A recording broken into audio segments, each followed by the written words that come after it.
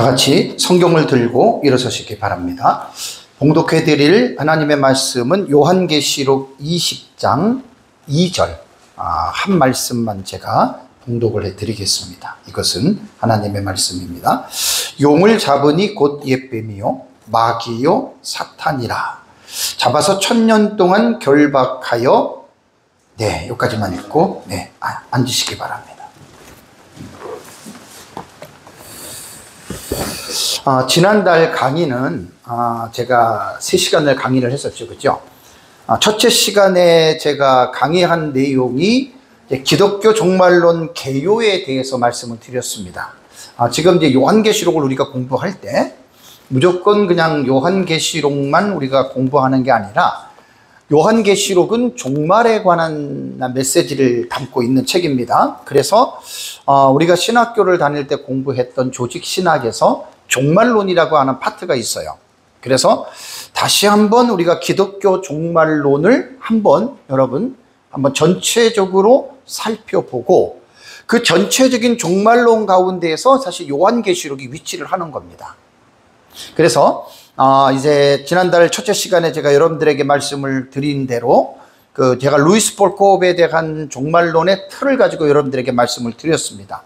그러니까 루이스 폴코프는 이제 무천년의 시간 종말론을 가지고 있기 때문에 우리 역사적 전천년하고는 안 맞는 게 되게 많아요. 그럴 수밖에 없죠. 왜냐하면 종말론이라고 하는 거는 종말론적인 신학적 입장에 따라서 여러분 그 해석이 되기 때문에 무천년하고 역사적 전천년은 반대도 그런 반대가 있을 수가 없을 정도로 그렇게 여러분 맞지 않습니다. 그래서 제가 이제 루이스 폴코프의 종말론에 대한 어떤 그 틀을 가지고 역사적 전천년 입장에서 폴코프이 언급하지 않는 것이 되게 많은 게 뭐냐면 루이스 폴코프는 그 조직신학 종말론을 보면 전천년에 대해서 말한 게 없어요. 참 되게 답답하죠. 그래서 이제 제가 우리 교회에서 2년 전에 30시간을 넘게 정리를 해놓은 것들이 있습니다. 그래서 기독교 종말론을 다시 한번 여러분 생각을 해볼 필요가 있습니다. 그래서 종말론은 크게 2부로 나눠요. 1부가 어디냐면은 1부가 어떤 내용이냐면 개인적인 종말론입니다. 이제 기본적으로 우리가 아셔야 됩니다.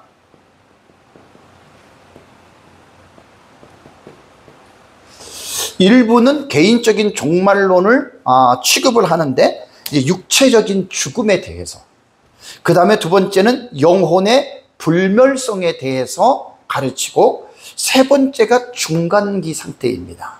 그러니까 중간 상태 그러면 사람이 지금 죽어요. 죽으면 이제 육체는 내장을 하거나 화장을 하고, 영혼은 우리 이제 천국을 간다, 지옥 간다 그러잖아요, 그죠? 요게 이제 중간기 상태. 그러니까 예수님 재림할 때까지의 개인이 죽음 이후부터 예수님 재림할 때의 그 사이를 중간기 상태라고 하는데, 여러분, 우리 죽으면 천국 간다 그러잖아요. 이 중간기 상태를 기본적으로 아셔야 됩니다. 그래서 이제 어떤 사람들은 이제 수면설을 얘기를 합니다. 수면설. 그러니까 죽으면 영혼이 잠자고 있는 거예요. 예수님 재림할 때까지. 그래서 이 부분에 대해서 우리는 그게 아닙니다. 영혼은 의식이 있는 상태로 영혼은 천국을 가거나 지옥을 간다. 그래서 부자와 나사로에 대한 비유가 가장 여러분 확실하게 우리가 확증할 수 있는 좋은 텍스트이기 때문에 이런 부분도 잘 감당해야 되고요. 2부가 뭐냐면 일반적인 종말론입니다. 일반적 종말론은 우주적 종말론이라고도 해요. 우주적. 이게 지금 조직신학에서 종말론에 대한 그 내용이거든요. 우주적 종말론은 5가지를 얘기를 합니다. 첫 번째가 뭐냐면 재림입니다. 너무 중요한 거예요, 지금. 그래서 신학교 다닐 때 우리 조직신학을 할 때 이걸 배웠던 거예요. 근데 학교 다닐 때는 깊이 있게 못 배우죠. 그냥 대략 윤곽만 배우고 이제 목사님들이 졸업하고 나서 이제 이거를 공부를 해서 이제 가르쳐야 되는데, 공부를 안 하시면 이 부분에 대해서 자세하게 깊이 있게 가르칠 수가 없는 거죠. 다음에 두 번째 주제가 뭐냐면 천년왕국입니다. 지난달에도 제가 천년왕국 조금 전체적인 윤곽만 했지 천년왕국 얘기를 안 했어도 이제 이번 달에는 천년왕국에 대한 서론만 제가 3시간을 취급합니다. 3시간 천년왕국만 해요. 이제 다음 달에 들어가서 계시록 20장 본문 텍스트가 들어가는 거예요. 왜 그러냐면 천년왕국이라고 하는 주제가 얼마나 여러분 중요한지 아십니까? 그러면서도 되게 난해하고 되게 문제가 격돌이 되는 부분이 여러분 이 천년왕국에 대한 이 주제예요, 여러분. 그래서 천년왕국을 그동안에 제가 여러분들에게 가르친 것들은 이제 대체적인 뭐 윤곽이나 뼈대 정도만 가르쳤지 세밀하게 깊이 있게는 사실 가르치질 못했고, 이번에 제가 이제 작년부터 제 책을 가지고 강의하는 게 주회적인 접근으로 지금 공부를 하는 거예요. 그러니까 우리가 간단하게 배운 사람은 간단한 것밖에 몰라요. 깊이 있게 배운 사람들은 깊이를 압니다. 그건 시간이 좀 필요한 거예요. 그래서 천년왕국에 대한 이 주제를 우리가 꼭 기억을 해야 되고, 세 번째가 뭐냐면 부활입니다. 부활에 대한 주제 되게 중요하죠. 이것도 이제 제가 계시록 20장 4절에 들어가서 첫째 부활만 하더라도 몇 달을 할 수가 있어요. 왜냐하면 기독교는 부활의 종교거든요. 이 부활 당연히 사람이 죽은 다음에 마지막 날 살아나, 이 정도가 아니에요. 성경의 부활에 대한 내용이 얼마나 깊은지 모르고 계시록 20장 4절을 들어가면 이게 해 아나스타시스 헤프로테라고 하는 말이 이는 첫 번째 부활이라는 말이에요. 되게 중요한 거예요. 그래서 세 번째가 부활의 주제는 다르고 있고, 네 번째가 최후의 심판입니다. 전도서에 보면은 악한 일의 심판이 속히 실행되지 아니하므로 사람들이 악을 행하기에 담대하다는 말이 나와요. 그러니까 지금 하나님이 죄를 질 때마다 그때그때 심판을 하신다면 사람들이 죄를 짓겠어요? 못 짓겠어요? 안 짓지요. 하나님이 상황에 따라서 이건 달라요. 즉각 심판하는 경우도 있고, 하나님이 기다리는 경우도 있고, 내버려 두는 경우도 있고, 최후의 심판이 있는 거예요. 그래서 우리는 이 세상을 살다가 언제까지 살지는 모르지만 마지막 날의 부활 이후에 하나님이 마지막 심판을 하신다고 하는 이 주제를 명확하게 여러분 인식하면서 사셔야 됩니다. 우리가 이 세상에서 목회자로서, 목회자들은 심판이 제일 큰 사람들이 목회자거든요. 뭐 세상에서 우리가 뭐 사람들을 앞에서 그냥 여러 가지로 여러분 우리가 트릭도 쓸 수도 있고요. 정말 이거 조심하셔야 됩니다. 마지막 날 하나님이 반드시 최후의 심판이 있다. 이거 명심하면서 사셔야 되고요. 다섯 번째 주제가 뭐냐면 최후 상태입니다. 부활하고 심판받고 그럼 어떻게 되는 거예요? 어떻게 되죠? 이게 지금 주제들이 너무너무 여러분 중요한 주제입니다. 그래서 요한계시록을 공부하기 전에 목사님들이 다시 한번 조직신앙에서 배웠던 종말론의 개인적인 종말론, 우주적인 종말론에 대한 이 사실들을 다시 한번 생각을 하고, 그리고 요한계시록을 이제 가르칠 때에 이 내용들이 전부 다 필요하거든요. 이게 다 들어가는 내용들이에요.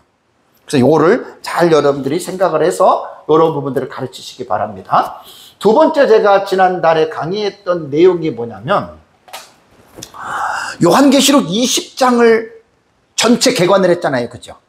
10가지 사건이 나와요. 사건으로 말하면. 근데 10가지 사건을요, 종말론에 있어서 가장 굵직굵직하고 가장 큰 주제가 요한계시록 20장이 싹 들어가 있어요. 이 10가지 사건. 그러니까 이게 요한계시록 20장은요, 여러분, 이게 설렁설렁 배워서는 안 되는 거예요. 부활도 있죠? 최후 심판도 있죠? 최후 상태도 있죠? 다 들어가 있는 거예요, 계시록 20장은. 천년왕국은 물론이고, 물론 재림만 빠진 거예요. 재림은 19장에 있으니까. 그러니까 이제 이 부분들을 심도 있게, 깊이 있게 여러분 요한계시록 20장을 공부를 해야 돼요.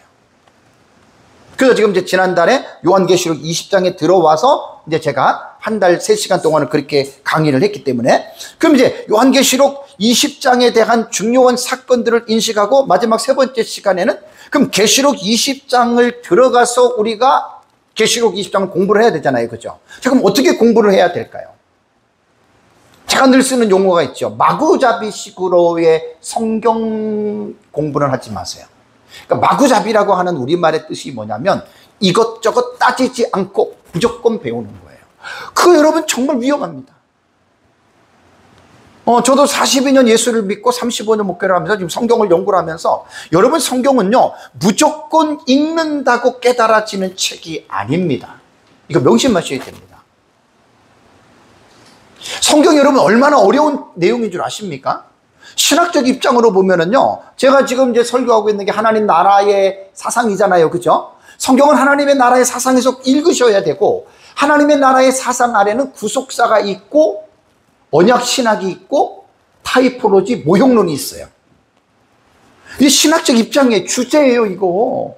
이런 것들을 모르고 무조건 성경을 읽는다? 아이고, 참 뻔한 겁니다. 뻔한 겁니다. 그렇게 성경을 읽으면. 그래서 목사님들이 성경을 맨날 그냥 스토리텔링으로 그냥 다윗이 물맷돌로 골리앗을 던져서 이겼다, 이런 얘기만 하지 마시고, 성경을요, 성경이 무슨 책이냐, 하나님이 왜 우리에게 성경을 기록했느냐, 이 성경을 하나님이 기록하게 하신 입장 속에서 성경들을 읽으셔야 돼요.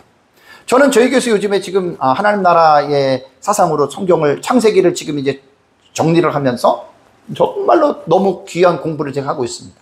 아주 언약 신학을 이번에 확실하게 제가 지금 정리를 하면서 제가 지금 설교를 하고 있어요. 아담 언약, 노아 언약, 아브라함 언약, 모세 언약, 그 다음에 다윗 언약, 그 다음에 예레미야 언약. 그러니까 구속사라고 하는, 그러니까 하나님 나라의 사상에서 볼 때에는 이게 대주제예요, 대전제예요. 창세기 3장 3장에 아담과 하와가 죄를 짓죠, 그죠? 죄를 지면서 하나님께서 창세기 3장 15절에 구속 언약, 은혜 언약이에요. 이게 뭐냐면 죄인들을 위해서 하나님께서 여인의 후손을 통해서 구원해 주시겠다 그랬죠, 그죠? 그럼 구속사는 창세기 3장 15절부터 시작되는 거예요. 그러면서 이 구속을 하나님이 이루어 가시는 가운데에 하나님이 뭘 하냐면 성경에 언약을, 하나님이 봉우리를 세우세요. 언약의 봉우리. 아까 말한 6가지 언약이에요.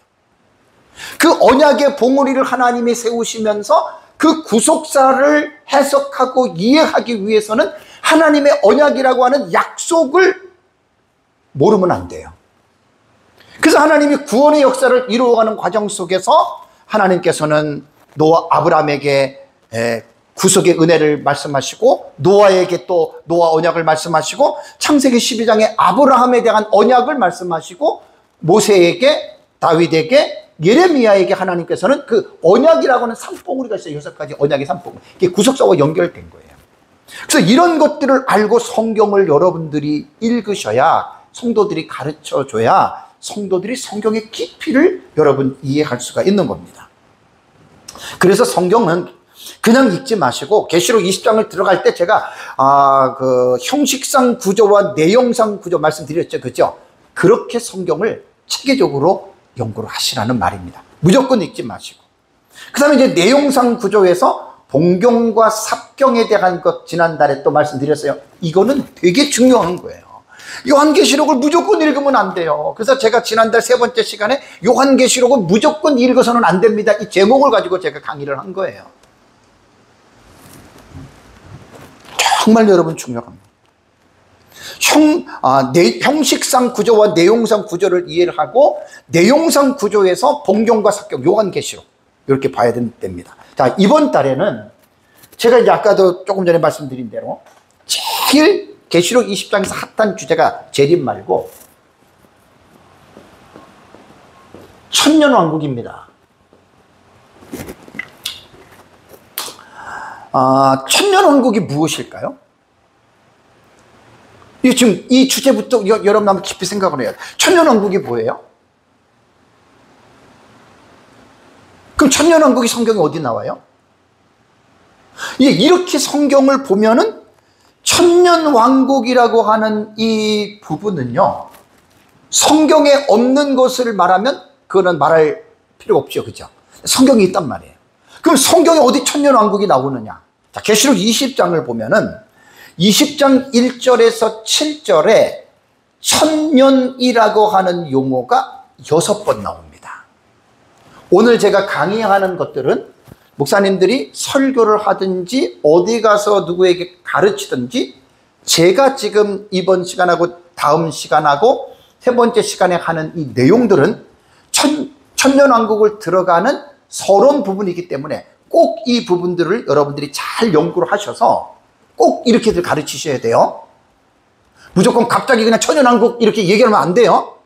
그러니까 지금부터 이제 가르치는 내용들을 목사님들이 이제 오늘 3시간 동안의 강의를 잘 이해하고 성도들한테 설교할 때도 이러한 맥락을 여러분들이 놓치지 말고 하시라는 말입니다. 자, 그래서 1절을 보시면 20장 1절에 2절에 보시면은 아까 2절 읽었잖아요. 1000년 동안 결박하고 해서 1000년 나오죠. 그죠? 자, 3절을 보시면 무슨 내용이 나옵니까? 1000년이 차도록 그랬잖아요. 그죠? 자, 1000년 동안 결박했다. 1000년이 차도록. 그 다음에 4절에 1000년 동안 뭐 해요? 왕노릇 한다는 말이 나오죠. 그죠? 그 다음에 5절에는 뭐죠? 그 1000년이 차기까지라는 말이 나오죠. 그죠? 차기까지예요. 그 다음에 6절을 보시면 1000년 동안 어떻게 해요? 그리스도와 더불어 뭘 한다고요? 왕노릇을 한다는 말이 나오고요. 다음에 7절을 보시면 1000년이 참회라고 하는 1000년이라고 하는 용어가 6번 나와요. 1000년이라고 하는 말이 뭐냐면요, 킬리아 에테라고 하는 말입니다. 1000년. 킬리아라고 하는 말은 뭐냐면 이게 킬리오이, 천이라는 단어예요. 천. 킬리오이가 천이라는 단어거든요. 그 다음에 에테라고 하는 말은 에토스예요. 이게. 그러니까 문자 그대로 천이라고 하는 숫자와 년, 천년이라고 하는 말이에요. 그러니까 이게 계시록 20장 1절에서 6절에 딱 1000년, 7절까지 1000년이 6번 딱 나온 거거든요. 요 1000년이라고 하는 요 용어 때문에, 요한계시록을 기록한 이후에 요 1000년이라고 하는 이 용어 때문에 천년왕국이라고 하는 설이 만들어지게 된 거예요. 그럼 이게 이제 2000년 교회 역사를 통해서 우리가 천년왕국에 대해서 그럼 도대체 이게 2000년 동안의 역사를 여러분 알아야 되잖아요. 그죠? 어느 시대에 누가 어떻게 이 천년왕국을 받고 이 천년왕국을 어떻게 했는지, 그리고 계시록 20장 제가 1절에서 여러분들이 6절을 보시잖아요. 그러면 천년왕국에 대한 본문이긴 한데 천년이라고 하는 킬리아에테가 6번 나오기는 하는데 천년왕국에 대한 전체적인 내용은 계시록에 안 나와요. 아니, 신약 성경에도 찾아보기 힘들고 구약 성경에는 천년왕국에 대한 본문이 좀 나와요. 그렇다면 여러분, 천년왕국에 대한 정보가 신약 성경이 부족하단 말이에요. 근데 이걸 가지고 두 글자 천년이라고 하는 이 용어를 가지고서 천년왕국론이 지금까지 발전되어 왔는데 계시록 20장 1절에서 6절까지는요 천년왕국에 대한 부분이 딱 두 개로 갈라집니다. 1절에서 3절의 내용이 뭐냐면 천년왕국이 시작이 되면서 사탄을 무저갱에 집어넣고 던져놓고 잠그고 스포라기죠, 인을 딱 칩니다. 요게 20장 1절에서 3절 내용이에요. 그 다음에 4절과 5절과 6절에 보면은 어떤 내용이냐면 보좌에 앉아서 그리스도와 함께 왕노릇하는 사람들이 있어요. 그러니까 어떻게 보면 계시록 20장에서 천년 왕국에 대한 이 텍스트를 보면 4절과 5절에 6절에 한 가지의 특정한 사건이잖아요. 그죠? 요게 이제 두 부류의 순교자들이란 말이에요. 그 두 부류의 순교자들이 이제 그 천년 왕국 시대에 예수 그리스도와 함께 드로노스라고 하는 보좌에 앉아서 왕노릇을 하고 있다. 이게 지금 천년왕국의 유일하게 하나의 정보예요. 그리고는 성경에 안 나와요. 신약 성경에. 그러니 여러분 이게 얼마나 어렵겠습니까? 그죠? 근데 성경은 신약 성경만 보는 것이 아니라 구약 성경도 봐야 돼요. 구약 성경으로 들어가면 특히 이사야 선지자를 통해서 하나님께서는 천년왕국이 어떠한 나라인지에 대해서 하나님께서는 이사야를 통해서 11장, 35장, 65장에 여기에 천년왕국에 대한 본문이 나옵니다. 근데 여러분 이게 종말론적 신학의 입장에 따라서 역사적 전천년은 이사야서 11장과 35장과 65장을 우리는 천년왕국의 본문으로 보지만 무천년은 그렇게 안 봐요. 그래서 종말론은 신학적인 입장에 따라서 정말로 여러분 달라도 너무 다르고, 그래서 이 종말론으로 인해 가지고 얼마나 많은 여러분 논쟁과 논란이 일어난 줄 아십니까? 그래서 종말론 배우기가 참 여러분 힘들어요. 그래서 요한계시록 20장 1절에서 7절에 나온 천년이라고 하는 이 6번의 용어 때문에 이제 천년 왕국이 이제 나왔는데, 그러면 천년 왕국에 대한 발전사, 천년 왕국이 그러면 이 요한계시록이 기록되고 나서 어떻게 지금까지 사람들이 이 천년을 이해하고 생각해 왔는가? 자, 이건 제가 역사 신학적인 입장에서 말씀을 드리면, 요한계시록이 주후 96년에 도미티안 황제 때에 사도 요한에 의해서 요한계시록이 기록되었다고 우리는 그렇게 믿어요. 그렇게. 그러면 그 이후부터 사람들이 요한계시록 20장에 나타난 킬리아에테라고 하는 천년이라고 하는 이 용어를 가지고서 나름대로 천년왕국이라고 하는 이 설을 만든 거예요, 여러분. 그래서 크게는 여러분 4가지의 사상으로 지금까지 이제 온 천년왕국설을 보면 크게는 4가지의 사상으로 지금까지 우리들에게 알려져 오고 있습니다. 첫 번째는 뭐냐면, 역사적 전천년설이 먼저 태동이 됩니다.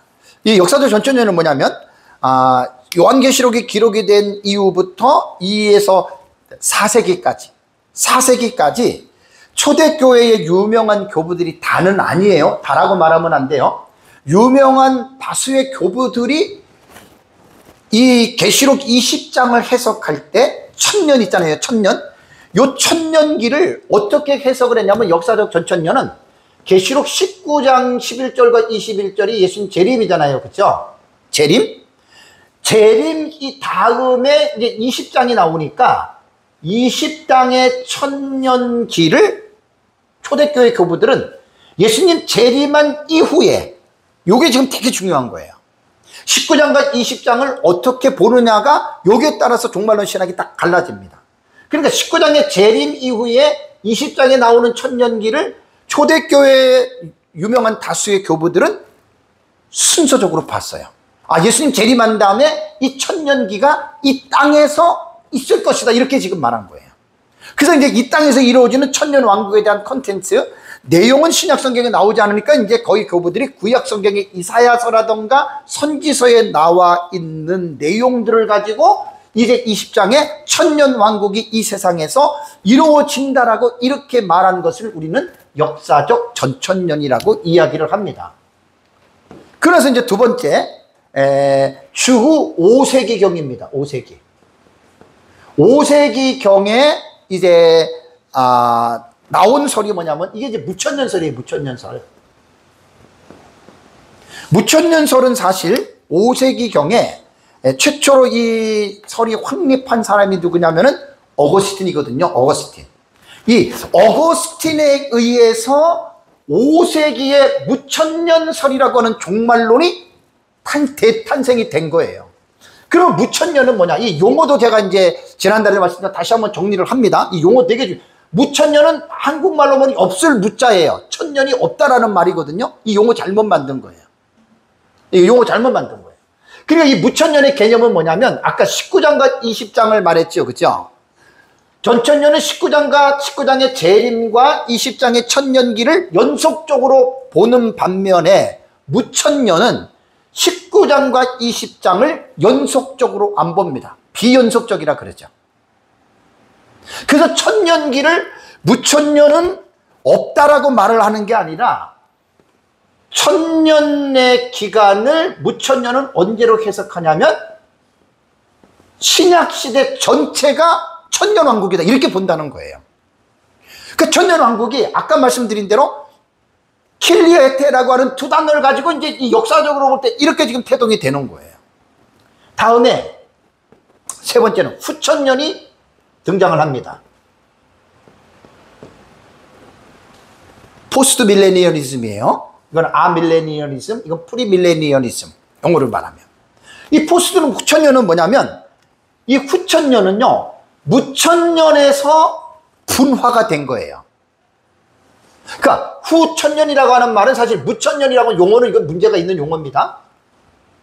이게 뭐냐면 예수님, 그러니까 천년왕국 후에 예수님이 재림한다라는 말이고, 무천년은 천년이 없다라는 말인데 용어를 잘못 만든 거라 그랬어요. 뒤에 다시 정리해 드릴게요. 그러니까 후천년은 뭐냐면 천년왕국 후에 예수님이 어떻게?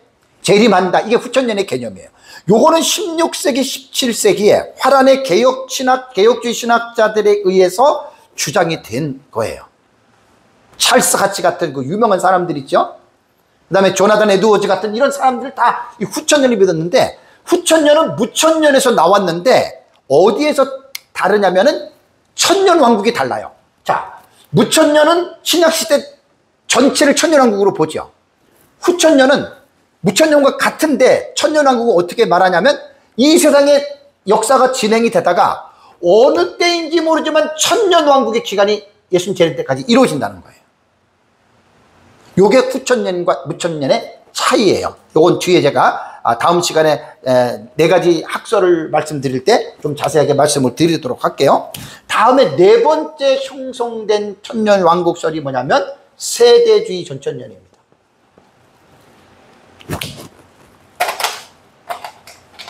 네 번째가 세대주의 전천년입니다.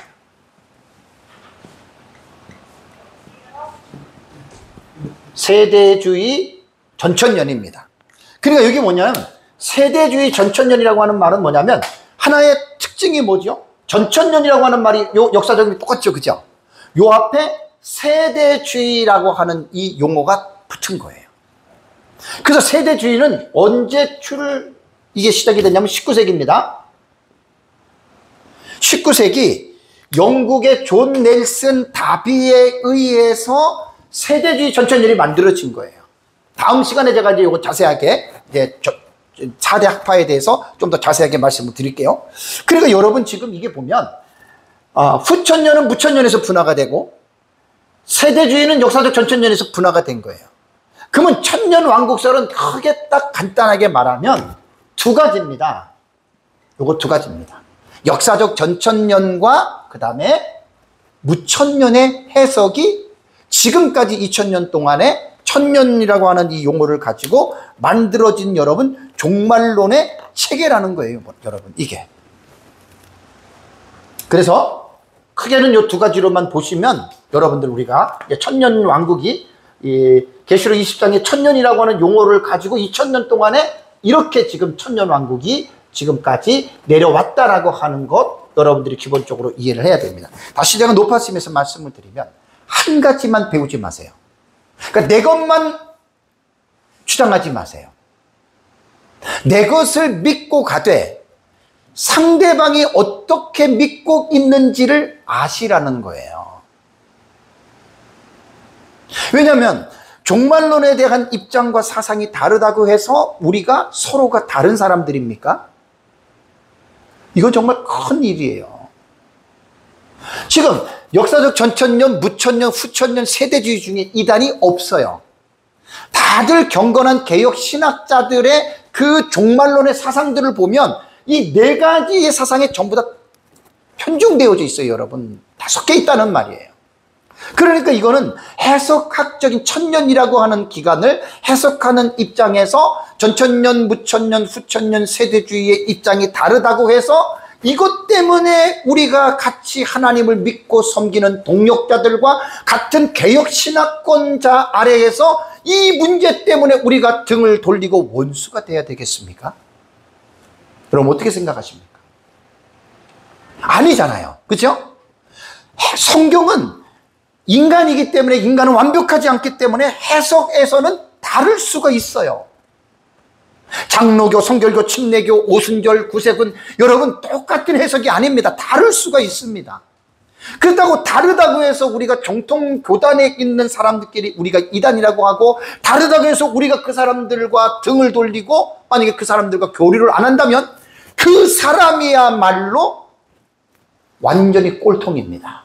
그 사람이야말로 문제가 있는 사람입니다. 특히 개혁신학을 추구하는 분들 가운데에 저는 개혁신학이 가장 옳다고 주장하는 사람이지만 개혁신학을 주장하는 사람들 가운데에 하이퍼 칼비니즘에 속해 있는 극단적인 개혁 신학을 하는 사람들이 저는 한국에 많다고 봅니다. 제 말 틀린 말 아닙니다. 35년 동안 목회를 하면서 여러 사람들을 봐왔어요. 개혁 신학 잘 공부들 하셔야 됩니다. 극단적으로 치우치는 경우들이 그런 사람들이 많아요. 이런 사람들은 뭐냐면 무조건 개혁 신학은 아니야. 안 돼. 나만 오라. 우리만 오라.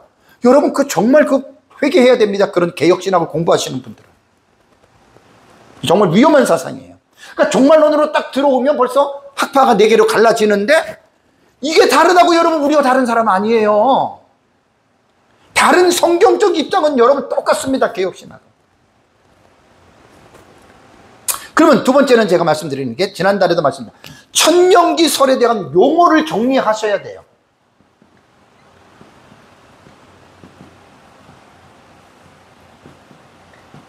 반드시 정리를 하셔야 됩니다. 자, 그러면 4가지 종말론은 어떻게 여러분 천년기설을 용어를 만들었을까? 역사적 전천년. 자, 보세요. 전천년, 무천년, 후천년과 세대주의는 여기에 들어가니까 말씀을 안 드릴게요. 전천년, 무천년 보세요. 우리말로 볼 때에는 천년 전이라는 뜻이잖아요. 그죠? 우리말로 보면 천년이 없다라는 뜻이잖아요. 그러면 여러분 천년왕국 지금 우리가 막 사용하는 이게 4가지를 사용하는데 반드시 어떻게 이 용어가 만들어졌는지를 이해를 하셔야 돼요. 지난날들 말씀드렸지만 천년왕국이라고 하는 말은요 반드시 전제가 있는 주제 속에서 생성된 용어예요. 그 전제가 뭔지 아세요? 재림이에요.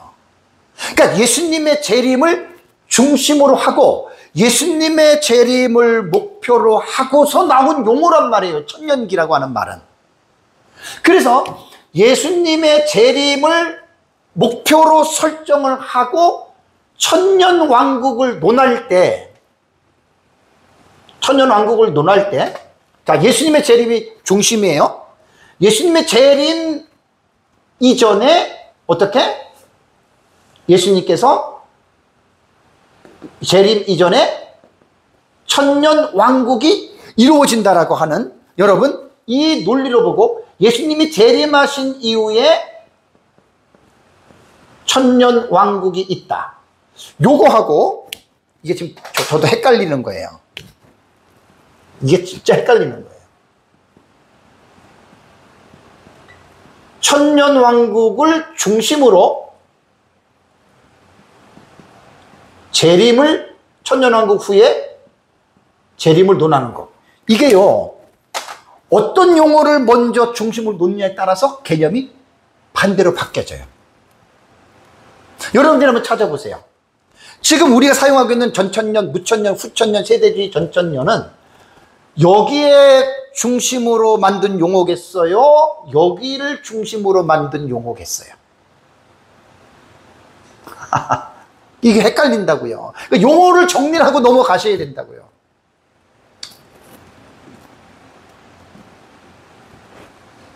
다수의 사람들이 이러한 기준 없이 무조건 전천년, 무천년, 후천년, 세대주의 전천년 이렇게 여러분 사용하죠. 그러니까 사실 자기도 혼란에 빠지는 거예요. 여러분 우리가 제가 이렇게 딱딱 얘기를 하면 완전히 혼란에 빠지는 거예요. 보세요. 재림 전에 천년왕국이 있다. 재림하신 다음에 천년왕국이 있다. 그러면 뭐예요? 예수님 재림하기 전에 천년왕국이 있다가 무천년이죠. 예수님께서 재림하신 후에 재림 후에 천년왕국이 있다. 이게 뭐예요? 전천년이잖아요. 헷갈려요? 안 헷갈려요?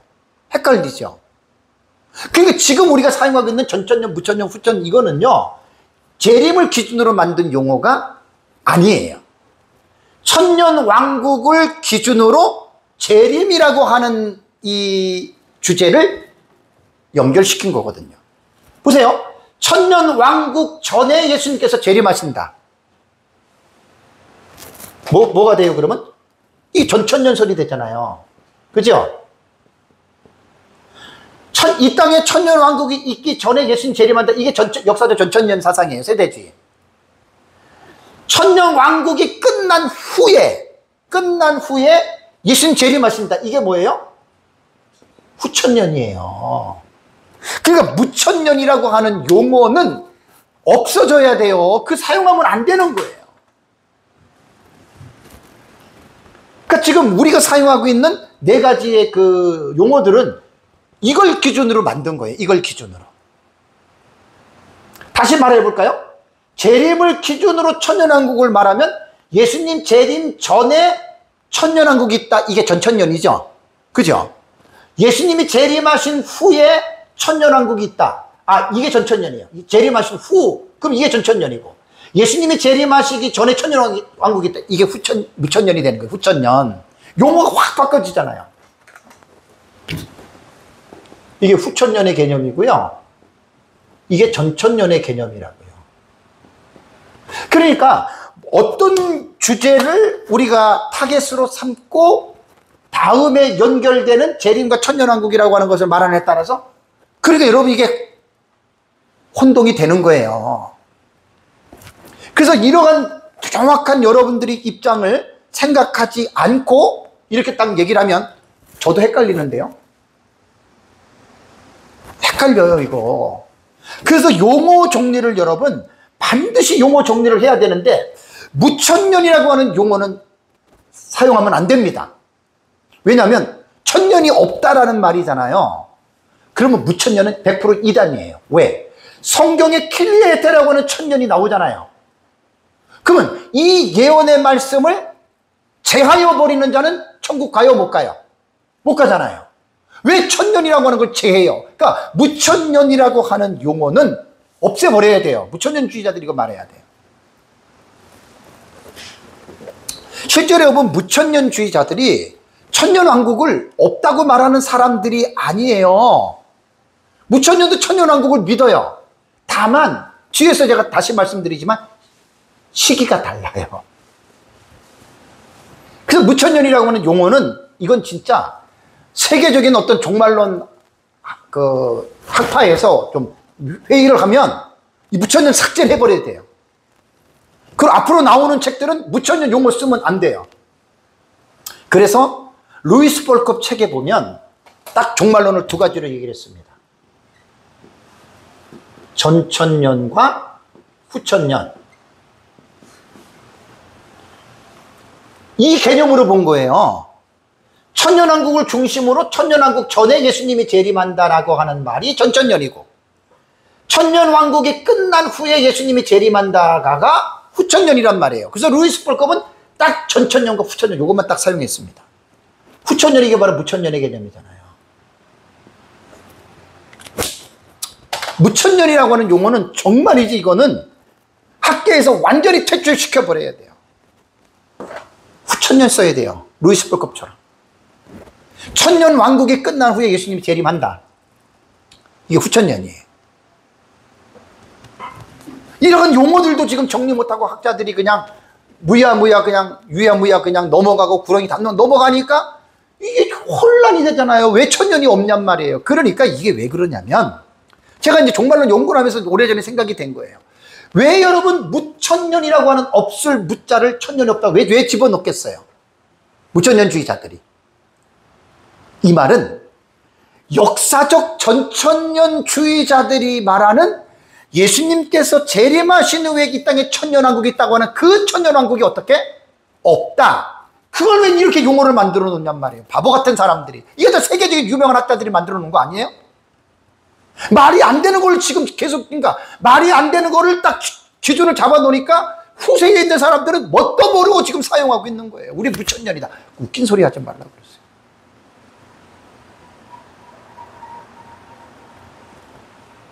너무너무 진짜 제가 성경을 연구하면서 보면 이게 안타까움이에요. 안타까움. 이런 안타까움을 지적하지도 못하고 무조건 그냥 말도 안 되는 말들을 지금 하고 있잖아요. 그 목사님들이 제 강의를 듣기 때문에 이렇게 제가 한 대로 하란 말이에요. 무천년이라고 하는 용어는 없어. 잘못된 거예요. 뒤에 제가 자세하게 말씀드리겠습니다. 그것도. 무천년 학자들, 그 웨스트민스터의 그 제이 아담스 교수, 지금은 뭐 은퇴했는지 모르지만 이분의 글에, 옛날의 글에 보면 이분은 무천년이라고 하는 용어를 쓰지 말라는 말이에요. 무천년주의자인데 현천년이라는 용어를 쓰라니. 현천년. 이게 맞는 거예요. 현천년이라는 말은 뭐예요? 천년이라고 하는 이 세계가 어떻게? 현재가 천년왕국이다. 이게 원래 이게 무천년에서 말하는 용어예요. 의미예요. 그리고 제이 아담스 교수는 뭐라고 얘기를 했냐면 이미 실현된 천년왕국 솔로스라는 거예요. 맞죠? 그죠? 그러니까 무천년은 천년왕국을 부정하는 사람도 아니고 천년왕국이 없다고 말하는 사람이 아니고 천년왕국이 있다고 믿어요. 근데 역사적 전천년은 예수님 재림한 이후에 이 땅에서 천년왕국이 있다고 믿는 반면에 후천년주의자들, 무천년주의자들 말하는 그 사람들은 아니야, 지금이 천년왕국이야. 그러니까 현재가 천년왕국이고 천년왕국은 이미 지금 실현된 천년왕국 속에서 우리는 살아가고 있어. 무천년 용어를 바꿔야 되잖아요. 여러분, 제 말이 틀렸습니까? 이거 고쳐야 돼요. 무천년 용어 사용하면 이거는 엄청나게 문제가 있는 용어들을 지금 신학계에서 사용을 하고 있습니다. 그렇게 말하면 안 됩니다. 그래서 루이스 볼컵 교수가 말한 대로 전천년과 후천년 딱 이렇게 나누면 돼요. 천년왕국을 기준으로 말한 거예요. 천년왕국을 기준으로. 천년왕국이 이 땅에서 끝난 후에 예수님 재림한다. 이 후천년이라고요. 근데 후천년이 파가 두 파로 갈라졌잖아요. 그래서 나중에 나온 이 후천년이 용어를 제대로 잘 쓴 거예요. 첫 번째 말한 어거스틴 때부터 무천년, 그거는 왜냐하면 어거스틴이 5세기니까 5세기 이전에는 거의 초대교부들이 역사적 전천년을 믿었어요.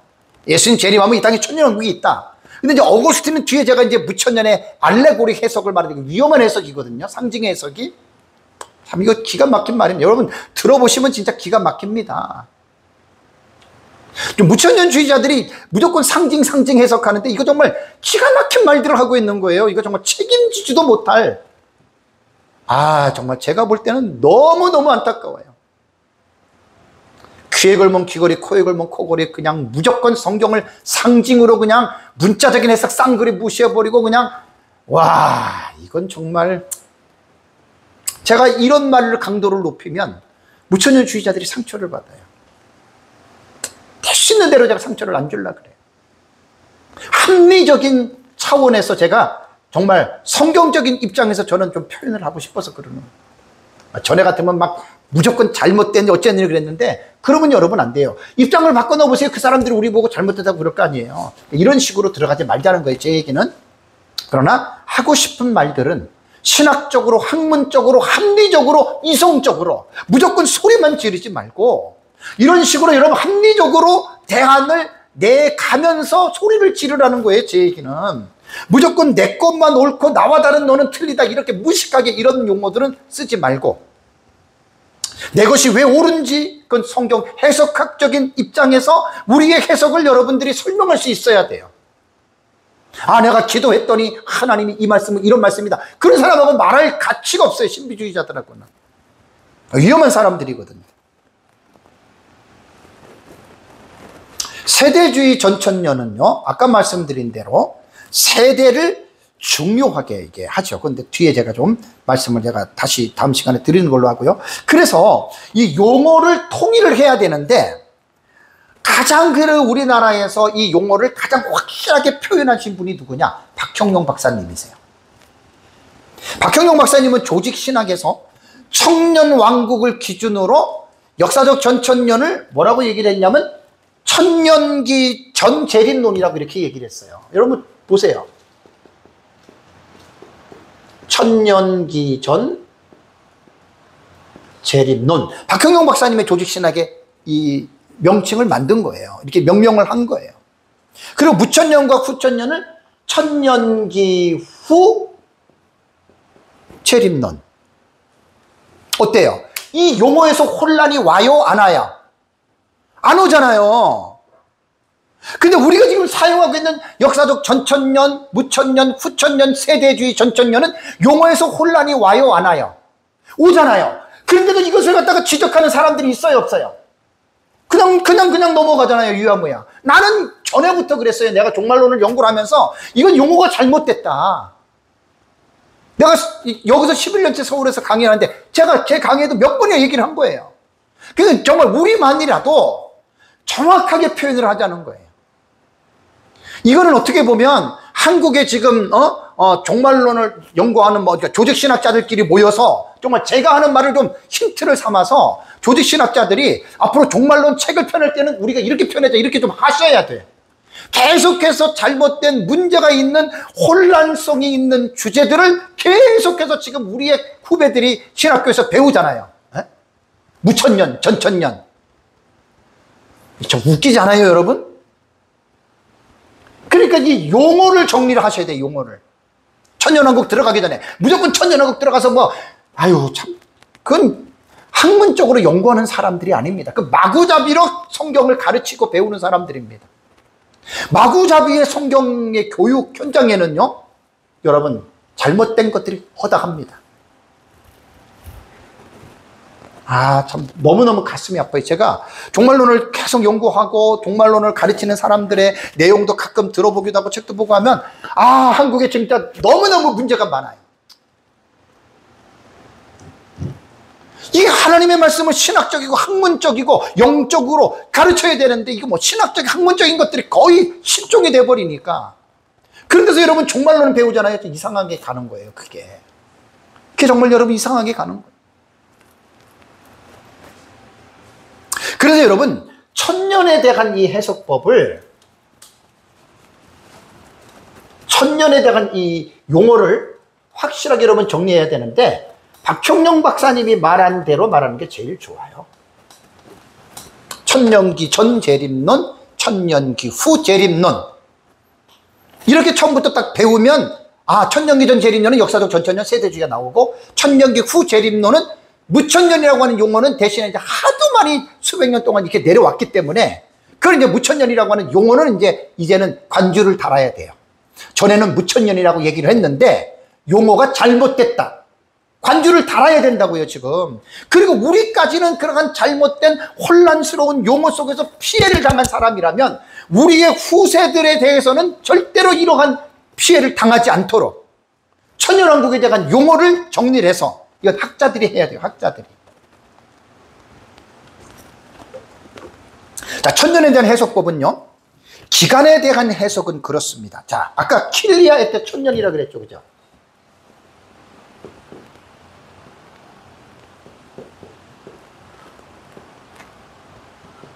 킬리아 에테 천년이잖아요. 여기서 이제 해석법들이 두 가지가 있습니다. 요한계시록 독법을 제가 말씀을 드릴 때 텍스트 해석에도 두 가지가 있다고 그랬죠? 문자, 상징. 독법에 대한 지식이 없으면 안 돼요. 그러니까 제가 독법을 했잖아요, 그죠? 2년 전에. 그 독법의 지식을 가지고 요한계시록을 딱 접근하셔야 돼요. 천년 텍스트 단어잖아요. 문자적인 해석이 있고 상징의 해석이 있어요. 문자적인 해석은 뭐지요? 5,000예요. 그냥 천년이에요. 이건 더 이상 말할 게 없어요. 그냥 천년이라고 하는 기간이 있다. 이것이 역사적 전천년주의자들과 세대주의자들이 문자적으로 천년을 해석합니다. 근데 후천년주의자들, 무천년주의자들은요, 상징으로 해석합니다. 정말 기가 막힙니다.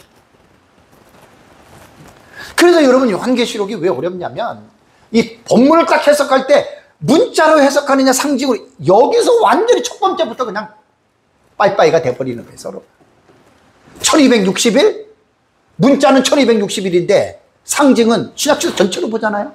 또 신학시대 어떤 특징으로 보잖아요. 그 대화가 안 되는 거예요. 그래, 같이 배우란 말이에요, 같이.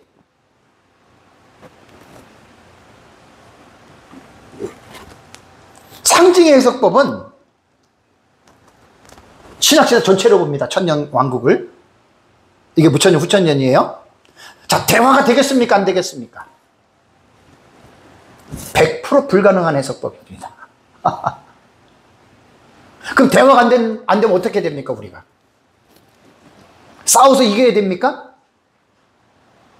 다 포기를 하셔야 돼요, 양쪽이. 그냥 대대로 믿고, 아, 너는 그대로 믿는구나 라고 하는 것, 인정을 반드시 하셔야 돼요. 여러분, 인정을 한다라고 하는 말은 뭐냐면 그 사람의 사상에 동의한다는 말이 아니에요. 아, 너는 그렇게 보는구나. 그걸 인정해 주란 말이에요, 그 사람 입장에서. 그러나 나는 그렇게 안 본다는 거예요. 동의는 하지 마세요. 동의라면 나랑 저 사람이랑 똑같은 사람이 되지, 그렇게는 말하지 마시라는 거예요. 이건 되게 중요합니다.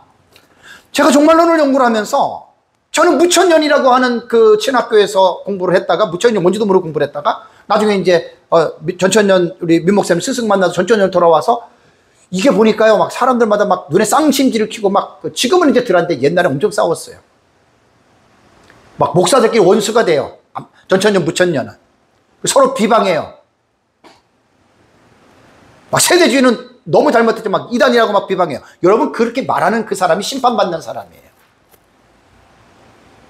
정말 명심하셔야 돼요.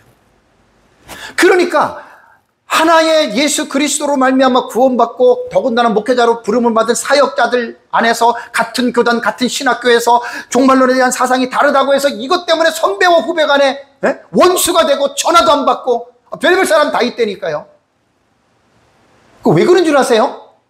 그 사람의, 그 목사의 개인의 인격이 그거밖에 안 되는 거예요. 인격이. 응? 학자적인 인격을 가진 게 아니라 아주 꼴통. 그리고 이 요한계시록을 공부할 때 처음부터 이런 것들을 여러분들이 좀 마음을 넓혀서도 공부를 하시라 그 말입니다. 문자가 다 옳은 게 아니고 상징이 다 옳은 게 아니에요. 무천년과 세대주의는 제가 늘 말씀드리죠. 극단적인 해석법이에요. 무천년은 어떻게 해석한다고요? 다 상징으로 봐요. 이거는 소설이에요, 소설. 그냥 상징은 기준이 없기 때문에 자기가 갖다가 붙이는 대로 전부 다 해석이 나와요. 나는 이거 되게 무섭게 봅니다. 난 이거 무섭게 봐요, 이거. 뒤에 제가 어거스틴이 여리고로 내려가는 강도 만나 그거 한번 알라고 해석을 들어보세요. 그럼 무섭습니다, 그거. 문자도요, 여러분, 요한계시록은 모두가 다 문자로 해석할 책이 아니에요. 상징으로 해석할 부분이 있고 문자적으로 해석할 부분이 있어요. 요거를 구분을 못하니까 무천년은 아예 다 상징으로 가버리고 세대주의는 아예 전부 다 문자로 가버린 거예요. 그래서 우리가 볼 때는 어때요? 이 사람이나 어떻게? 똑같이 N과 S극, 극과 극이에요. 그래서 역사적 전천년의 종말론의 해석은 문자적인 해석을 중시하면서도 우리는 어떤 해석도 해요? 상징 해석도 합니다, 여러분. 우리는 그거는 텍스트에 따라서 다른 거예요. 두 번째는 사건이 일어나는 시기에 대한 해석입니다. 아까 제가 말씀드린 대로 천년왕국에 대해서는 19장과 20장을 어떻게 보느냐, 그것만 딱 보면 그냥 해답이 딱 나와요. 연속적으로 보냐, 이게 무슨 학파라고요? 19장 재림과 천년왕국을 연속적으로 순차적으로 보면 어떤 학파예요? 역사적 전천년이에요. 근데 20장은 연대기로 순차적으로 일어나는 게 아니라 신약시대로 간다. 이게 뭐예요? 이게 무천년이에요. 그래서 이 부분들을 여러분들이 기억을 하시면 상당한 유익이 됩니다. 그러니까 내 것만 알고 내 것만 옳다고들 소리 지르지들 마시고 이런 부분에 대해서 여러분들이 좀 이렇게 양쪽 것도 같이 공부하면 여러분 상당히 많은 도움이 될 것입니다. 무천년의 해석은 시기적으로 볼 때 신약시대 전체로 봅니다. 신약시대 전체로. 그러니까 20장에 가서 천년기가 딱 들어올 때 역사적 전천년은 예수님 재림한 다음에 이 땅에 천년왕국이 있구나 이렇게 됐는데, 무천년은 예수님 재림한 다음에 천년왕국은 그 천년왕국이라고 하는 그 텍스트 20장을 문단을 딱 문맥을 잘라서 어디로 가는 줄 아세요? 앞으로 신약시대로 천년기를 쭉 끌고 와서 천년을 신약시대 전체가 현재 천년이다. 현천년. 이미 실현된 천년왕국이다 이렇게 본다 그 말이에요. 이 해석법을 독법에서 제가 뭐라 그랬죠? 평행적 해석법이에요. 단락의 해석법을 잘 보셔야 돼요. 요한계시록은 그냥들 학자들이 그냥들 해석하는 게 아닙니다.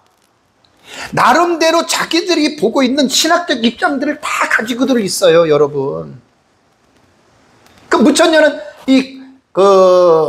20장을 천년기를 신학시대로 갖고 가니까 이걸 평행적 해석이라고 그래요. 평행적 해석. 우리는 역사적 전체는 우리는 본경과 삽경의 상호 교차 구조라고 그랬죠, 그죠? 이런 것들은 많은 분들이 몰라요. 단락의 해석법을 많은 분들이 몰라요. 우리는 공부를 했기 때문에 제가 얘기를 하면 여러분 다 알아듣죠, 그죠? 그래서 요한계시록은요, 뭐 단어, 뭐 문자, 뭐 그다음에 뭐 또 어떤 사건, 뭐 과거냐, 역사냐, 미래냐 이런 것만 한다고 다 아는 게 아니라 단락의 해석을 하는 것을 딱 보면 알아요. 그래서 제가 단락의 해석 보면 그때 7가지 말씀드렸죠, 7가지.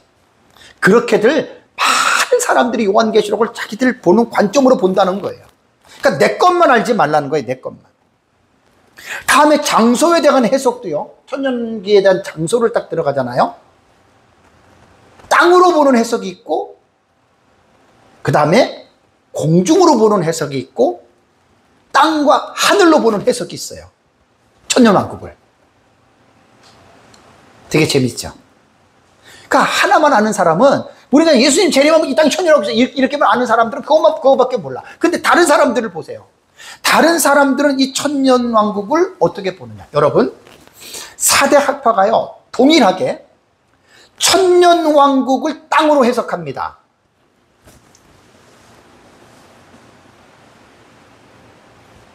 맞잖아요. 무천년도 이 땅에서 천년왕국이 일어난다 그러잖아요. 그죠? 전천년도 땅에서 일어나잖아요. 다만 아까 말씀드린 대로 장소가 시기적으로 다르다는 거예요. 땅에서 천년왕국이 일어나요.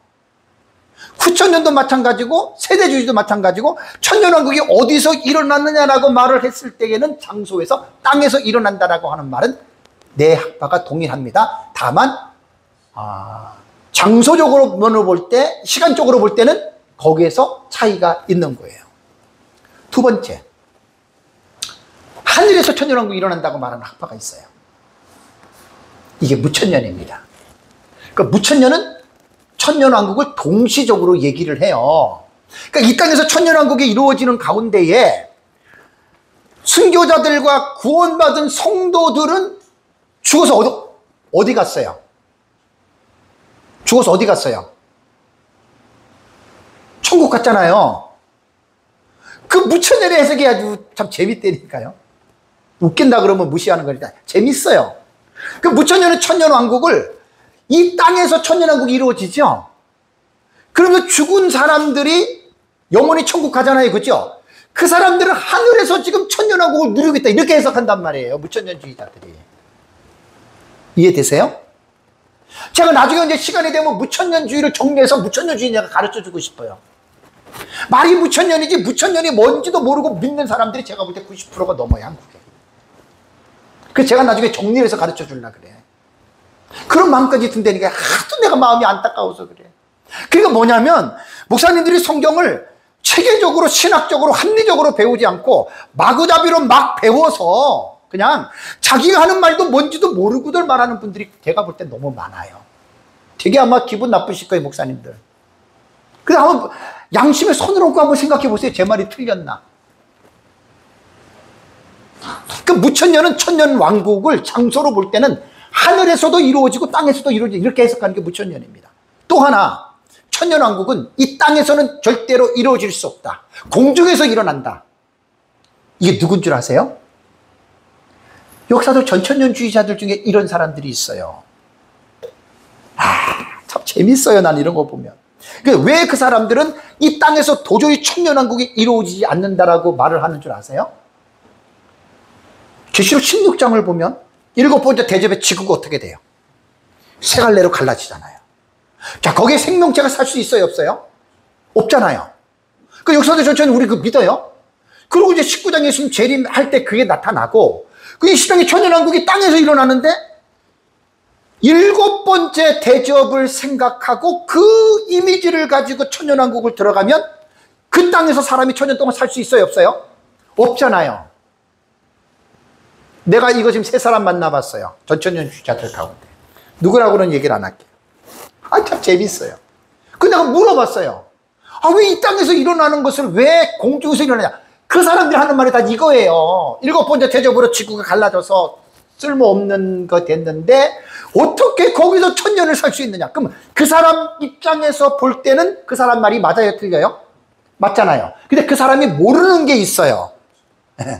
뭘 몰라요? 다니엘서 12장 11조가 12절 있잖아요. 1260일, 1290일, 1335일에 대한 계시를 모르잖아요.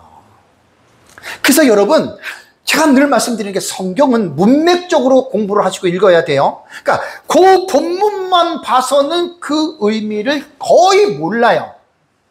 이거 명심하셔야 돼요.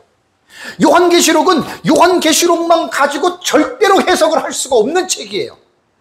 요한계시록은 신약성경 전체를 봐야 되고, 아니 구약성경까지 봐야 여러분들이 요한계시록을 여러분 이해할 수가 있지. 성경 전체를 모르고 요한계시록만 가지고 거의 다들 이렇게 배우고 거의 다들 이렇게 말하잖아요. 그러니까 그런 사람들의 내용을 내가 가만히 보면 참 안타까워서 그래요. 안타까워서 배울 때 제대로 안 배운 거예요. 마구잡이로 그냥 배운 거예요. 그냥. 그러니까 성경 해석이 얼마나 소설로 나오는 거예요. 그래서 요한계시록 완전히 소설적인 해석들이 많아요. 마지막 4번째는 제가 전에 샀던 책 중에 최영백이라고 하는 분이 쓴 천년왕국이라고 하는 책이 있어요. 작년에 그거 보다 보니까 웃긴 게 뭐냐면, 이 사람은 천년왕국이 언제 일어나냐, 중간기가 천년왕국이라 그래요. 그러니까 사람 죽고 부활할 때까지 중간기 있잖아요. 그게 천년왕국이래. 그러니까 제가 별의별 사람이 다 있고, 요한계시록은 백인 백색 천의 얼굴을 가지고 있는 책이다. 그래서 제가 그렇게 여러분들에게 말씀을 드린 거예요. 그래서 어쨌든 이번 시간에는 제가 이제 천년왕국의 이 주제가 너무나 지금 중요한 주제입니다. 기독교에서. 그 종말론을 연구할 때 천년왕국은 너무나 중요한 주제인데, 첫 번부터 제가 천년왕국 딱 들어가는 게 아니잖아요. 그래서 오늘 제가 첫 번 시간에 강의한 것들을 목사님이 잘 정리하셔서 교회에서 설교할 때나 남에게 가르칠 기회가 있다면 제가 지금 터치하고 가는 이 포인트를 놓치지 마세요. 무조건 천년왕국 얘기하지 마세요.